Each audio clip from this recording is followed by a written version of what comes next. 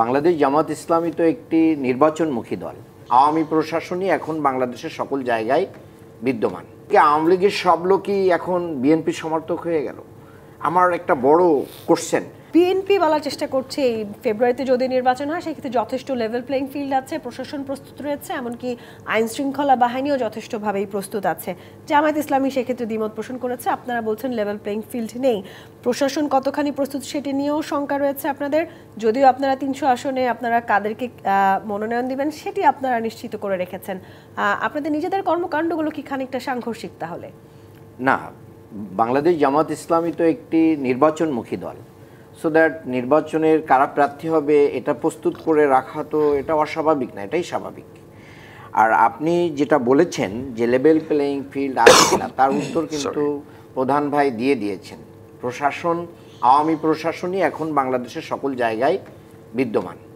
তা আওয়ামী প্রশাসন দিয়ে বাংলাদেশে এই যদি মানে এখানে কোনো চেঞ্জ না আসে, সংস্কার না করে কিংবা একটা পরিবর্তন না করে একটা ফ্রেমওয়ার্কের ভিতরে না নিয়ে আসে যদি আপনি নির্বাচন করেন, তাহলে নির্বাচন কমিশন কিভাবে এটাকে কন্ট্রোল করবেন? এটা তো সম্ভব না। নাম্বার ওয়ান, প্লিজ আমাকে একটু বলতে দেন।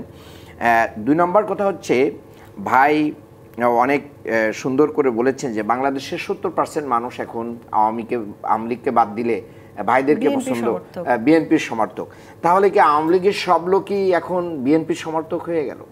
আমার একটা বড় কোশ্চেন। তাহলে সেই ফ্যাসিস্টের দিয়ে বাংলাদেশের মানুষ কেমন বিএনপি দেখতে চেয়েছিল? আমার একটা প্রশ্ন বড় ভাইয়ের কাছে। বাংলাদেশের মানুষ এই দীর্ঘ ১৫-১৬ বছরে নির্যাতিত বিএনপি এই আওয়ামী লীগের ফ্যাসিস্টের দ্বারা নির্যাতিত হয়ে তারা একটা সুন্দর রাজনীতি বাংলাদেশের মানুষের সামনে উপহার দিবে, এটা বাংলাদেশের জনগণ প্রত্যাশা করছিল।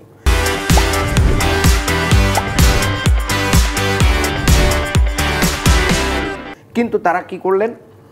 তারা টেম্পো স্ট্যান্ড দখল করলেন, বালুমহল দখল করলেন, তারপরে চর দখল করলেন, চাঁদাবাজি করলেন, আন্তকোন্দলে নিজেদের দলের ভিতরে প্রায় শতাধিক মানুষকে নিজেরাই হত্যা করে বসলেন।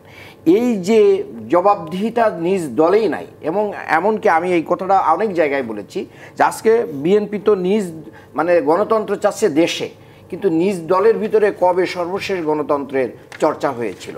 এটা তো আমরা মানে খুবই আমাদের কাছে দুর্ভাগ্যজনক। গণতন্ত্র তো জলে চর্চা করতে হয়, তারপরে না দেশে চর্চা করা যায়।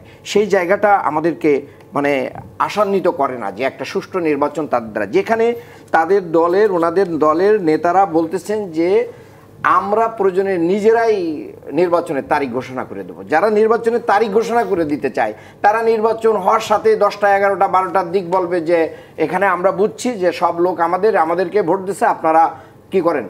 আমাদেরকে বিজয়ী ঘোষণা করেন, আমাদেরকে বিজয়ী ঘোষণা করেন। তা আমাদেরকে যখন বিজয়ী ঘোষণা করতে যে ওনারা যদি একত্রিত হয়ে লেগে যায়, তাহলে নির্বাচন কমিশন অসহায়ের মতন কি করবে? ওনারা তো ওই আওয়ামী লীগের মতন সাইন করে দিয়ে চলে যাবে, প্রশাসনের লোক। আমি এটা আমার বক্তব্য। তাহলে আমি যেটা বলতে চাই যে বিএনপিকে এখন প্রমিস করতে হবে এবং নির্বাচনী কালচার চেঞ্জ করতে হবে, ক্ষমতার ভারসাম্য আনতে হবে। দলীয় প্রধান এবং রাষ্ট্রপ্রধানের ভিতরে যে ক্ষমতার ভারসাম্য, এটা বিএনপিকে আনতে হবে এবং বাংলাদেশের মানুষ এটা চায়।